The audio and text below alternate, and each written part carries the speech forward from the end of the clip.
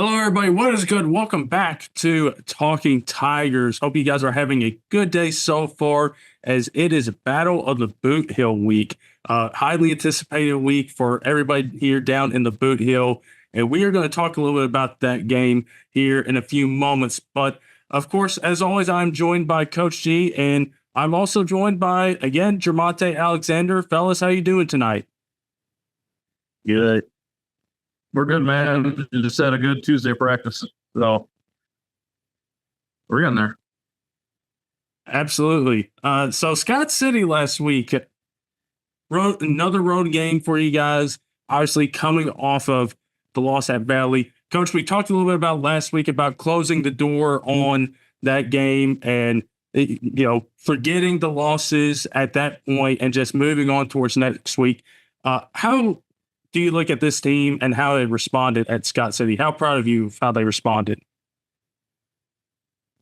I'm happy with it, man. I think it's really easy to get stuck in a lull. I think that as the week went on, I think we started to refocus a little bit better. I mean, we held them to under 110 yards offensive production, which I think is huge.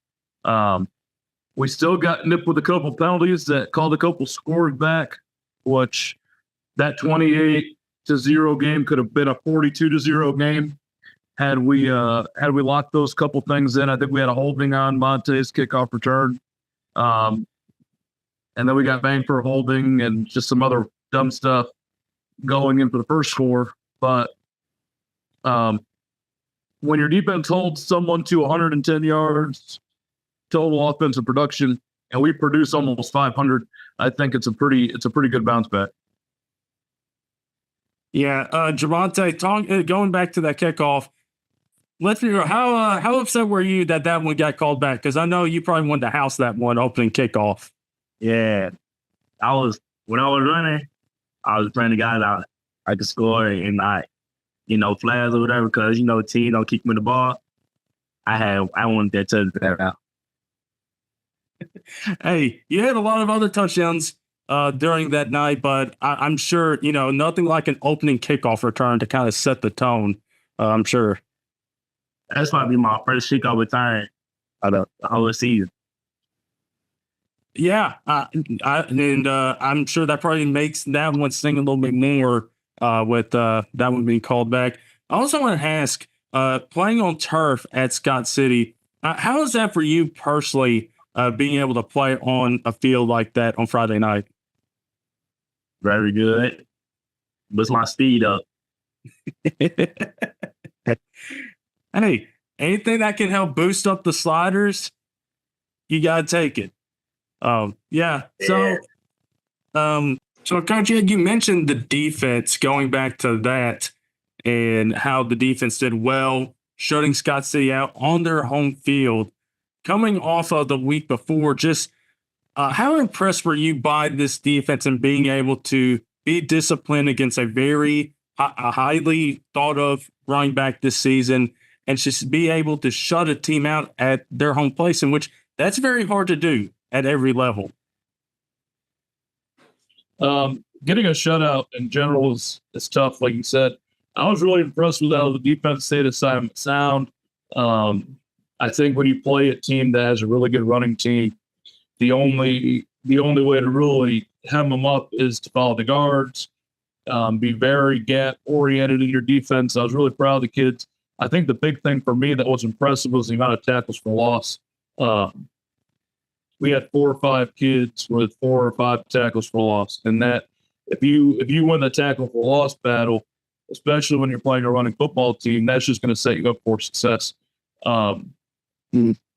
Their tailback is a talented football player. They have experience to line. Their head coach, he's new to Scott City, but not new to football. So you could tell if they were well coached and well positioned. But our defense just swarmed, tackled low, hit him in the knees. We were able to generate pressure without using a lot of blitzing, which was huge. And if you can generate pressure without blitzing and pulling somebody out of coverage, you're going to be set up for success. They didn't start fast until the end, and at that point, the game was kind of we ran the time of possession down to the point where even when they started throwing, it was just we knew it.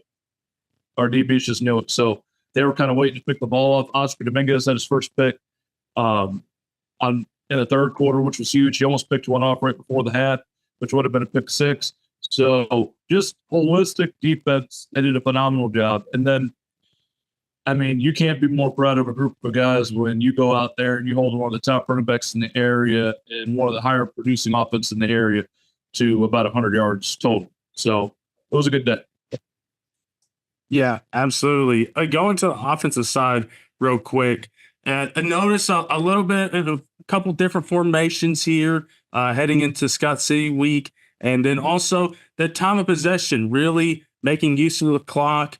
And when we were up there doing the game, I believe it was like 8 minutes came off the clock off that first possession. So just like, how does it show to you as a coach that your team can be versatile? They can be explosive offense, but they can also churn down the clock, take that time of possession, turn it up for them, and just be able to go down and score either way.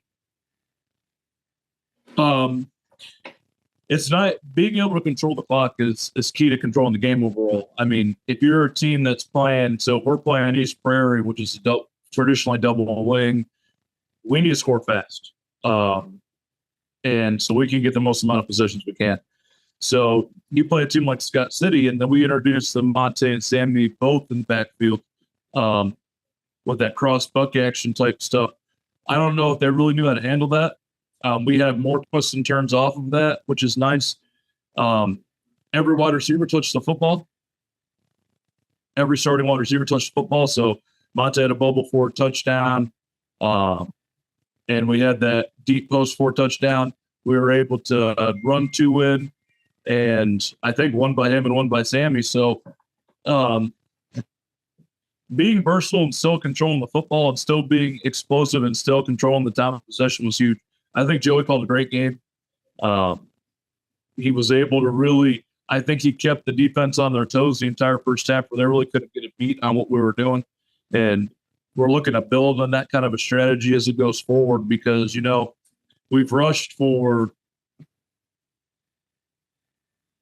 1,200 yards as a team so far. Sammy's got almost 1,000. And then you add Jermonte into the mix where he's still playing wide receiver, playing running back and all that. And then you have the freshman running back who still has 2 or 3 scores on the year. Now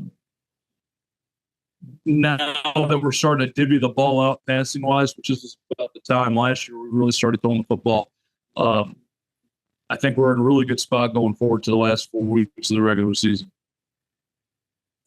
Yes. Jermonte, you getting introduced in the backfield along with Sammy.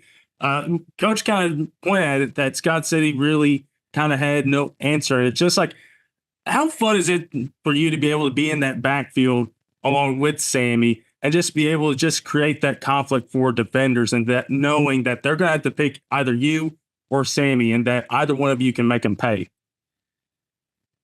It's fun back there. I really liked it back there too. I got to tell you, I was really like, okay, when I saw both of you back there, I'm like, okay, this is another way to unleash the offense and really get those defenders in conflict and really have to pick their poison of which one of you that they want to take. And both of you are extremely dynamic back there. And I got to tell you, for your first game back there along with Sammy, going over 100 yards, pretty good way to, do that. So I know you were really happy about that and also be able to take that bubble screen for a touchdown. I know you probably wanted that kickoff earlier, and that was a little bit longer, but hey, I'm sure you'll take a 65-yard bubble screen to the house every day because it means you get 6. So, yeah. Scott City, I think we can kind of put a bow on that one. Guys, let's talk about Battle of the Bootheel this week. Coach, I want to ask you with this team, and remember last week you kind of mentioned them as the other team, and I know how rivalries go, that you get to that point, it's like, oh yeah, you start to mention the other team or the red team or something like that. How soon did you know when you first came here about Battle of the Bootheel, and how soon did you know that, oh yeah, it's a major deal? like 2 days after I got the job. They go, Coach, if you win one game your first year, you have to be Hayti.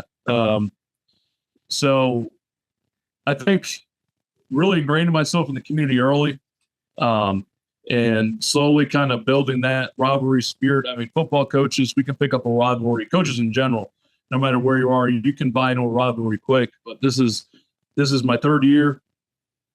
We don't even write their name on our boards in the field house right now. Everything has an X for the H. And we're focused on, I mean, the last 2 years we've been really fortunate. We've won both the Battle of the Bootheels the last 2 years. I think the Hayti is a lot better than they have been the last 2 years, but so are we. But I was bought in. I love a nice rivalry game.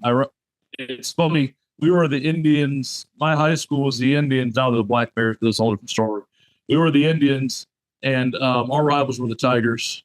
So I kind of just like reversed roles and switched colors. But you can see the passion. I think the biggest thing is you go to the Roundhouse or any place like that, and you get talking to the guys that played football here and through the Hall of Fame process and Legends Night process and everything. And the amount of pride they have in the football program, especially when it goes to playing the guys up the road,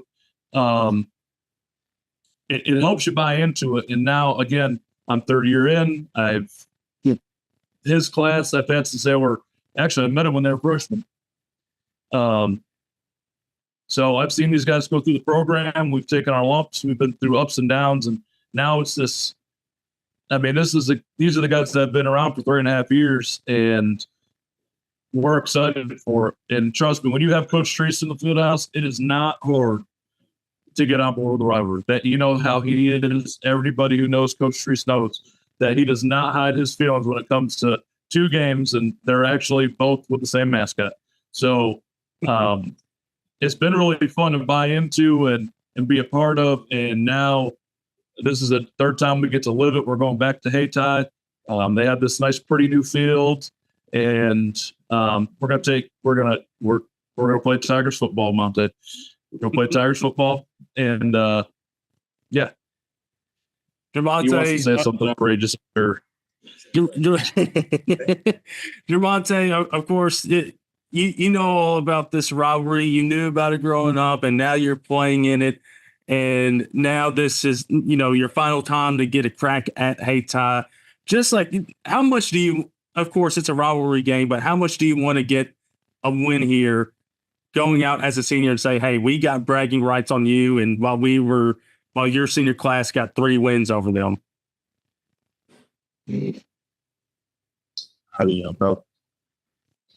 They have a script on how they're supposed to answer questions, so I kind of limit their responses.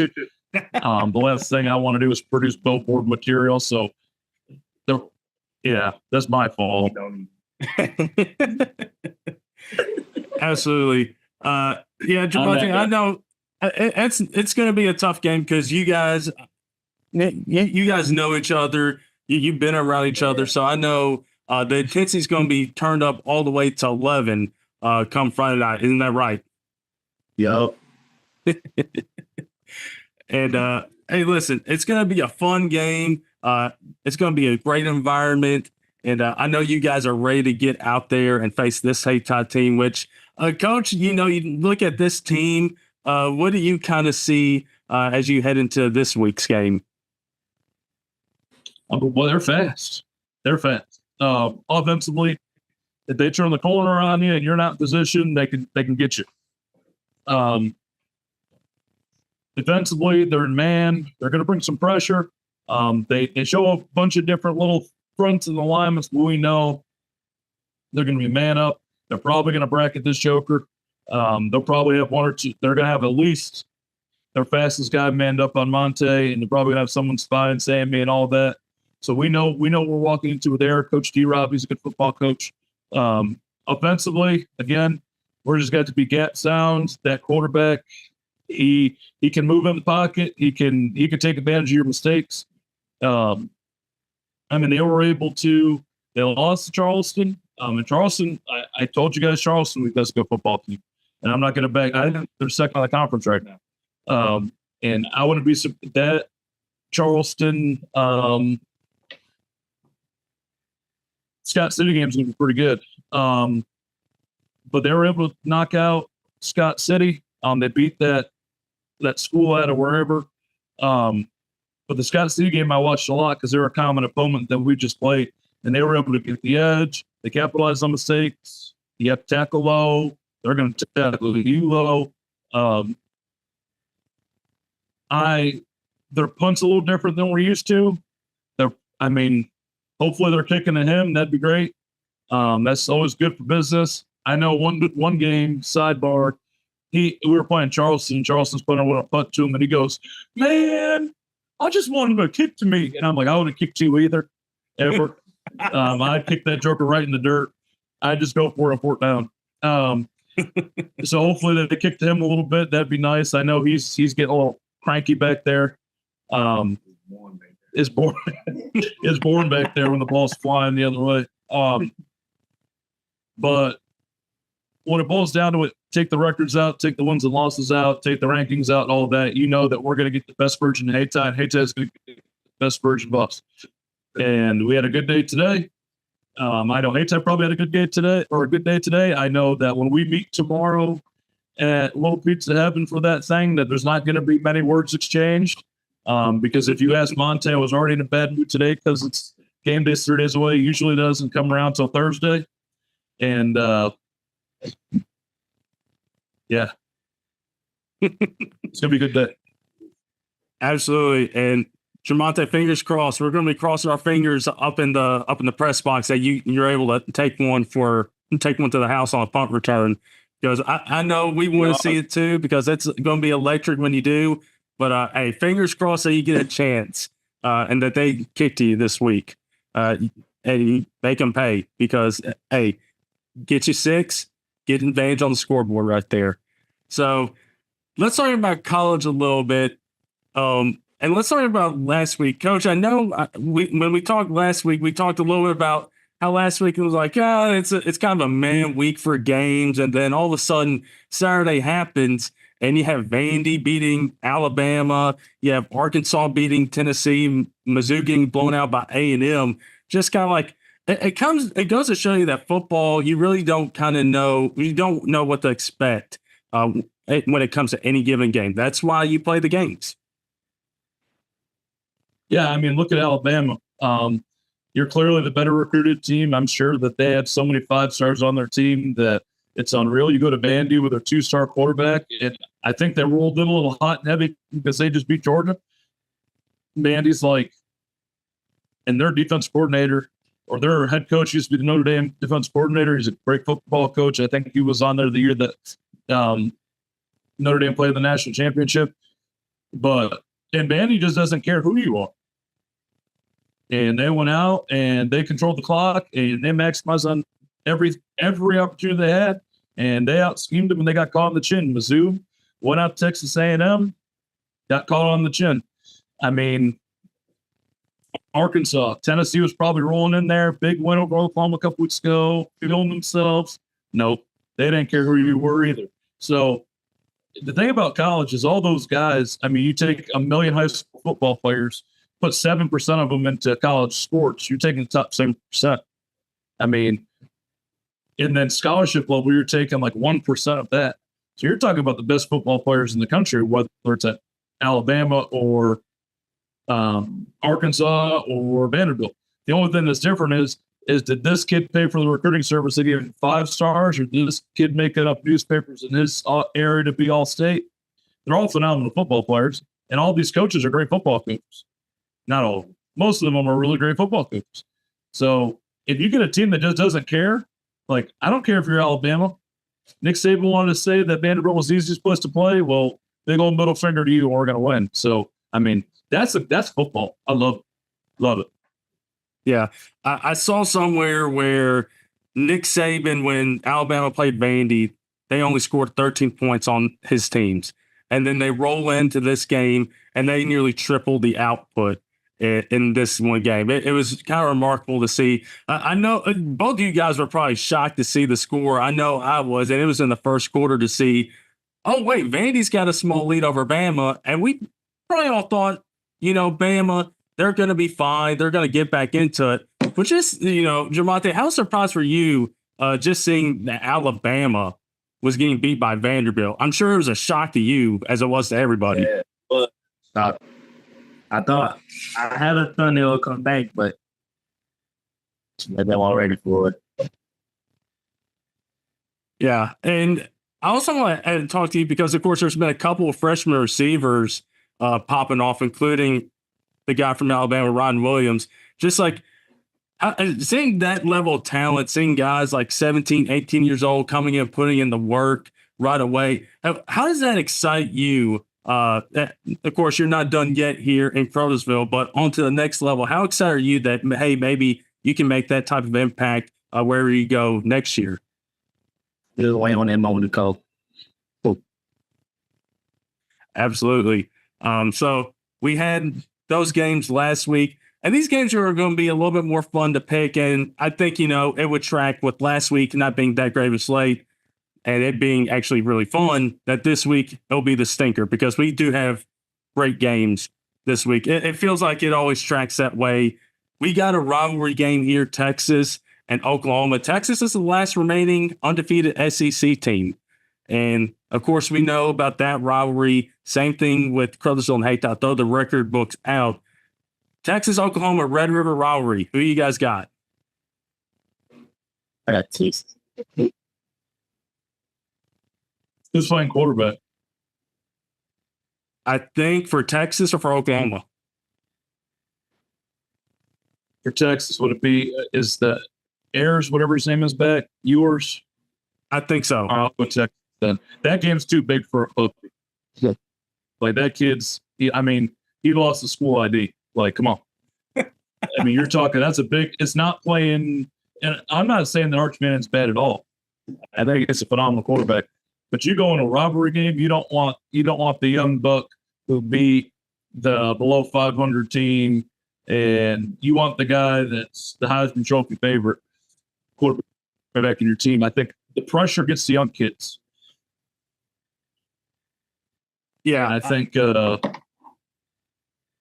pressure would get to him. So if the Quentin kid or whatever his name is playing, I'm all Texas. If it's the Manning kid, I'd probably still trend Texas a little bit, but I'd probably put my money on Oklahoma. That's fair. And, I think one thing that you can also look at it from another perspective is Caleb Williams, who came in there a few years ago off the bench at Oklahoma. So, I mean, you just never know. Again, that's why the games are played. And rivalry games, anything can happen. Next one here, because I already know who coach is going to pick. 9 Ole Miss, 13 LSU. I already know who coach is taking. I know he's taking Ole Miss. Jermonte, who you going with? Say, Hey, you're a smart man because coach right now, he's got a good record in picking these games. And, Jackson, when he was on, he learned, like, I'm just going to go with coach, I don't think that's a bad strategy at all. And then the final Brian game. Kelly could go 0-2 in 1 week. That'd be it. Hey, there you go. Then the final game, it's a top 5 matchup, Pac-12, Big Ten matchup with Ohio State heading to Oregon. This one is going to be the best game of the week. Who do you have in this matchup versus 2 and 3? F4. Okay. It's not Oregon. He just all these kids like Oregon because all their loud uniforms. They look like a just a grill box. Okay, they don't even match. I'm taking Ohio State in Italy, and I'm an Notre Dame fan saying Ohio State. All right, and hey, listen, Ohio State they got that dynamic backfield too. So hey, right there. So you got to watch out for them. But that's gonna be a fun one up in Eugene, and we'll just have to see which Oregon jersey is going to be worn on a Saturday night. Of some ugly. Fair enough. Oh yeah, I know Jermonte's thinking otherwise because I gotta believe Jermonte. You see some of those uniforms They're like, man, I want to wear that. They can have them in about 6-7 weeks. They can have them too. They can all have them. But I mean, that is.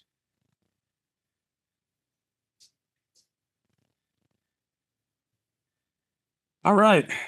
Now, everybody, that will do it for this edition of Talking Tigers. Kickoff is going to be at 5:30 on Friday night with our pregame show at 5:15 on KCRV Radio or KCRV Live on YouTube. So you don't want to miss us as we get on the call for the pregame and get you ready for kickoff on Friday night with Battle of the Bootheel, Caruthersville versus Hayti. You don't want to miss it. So, Jermonte, Coach G, thanks again so much for coming on this week, and all the best to you guys on Friday night. All right. Thank you. All right, everybody, that'll do it for us here. Thank you so much for tuning in each and every week, and we'll be back next week talk about Battle of the Bootheel and talk about Portageville the upcoming week. So until then, everybody, have a good weekend.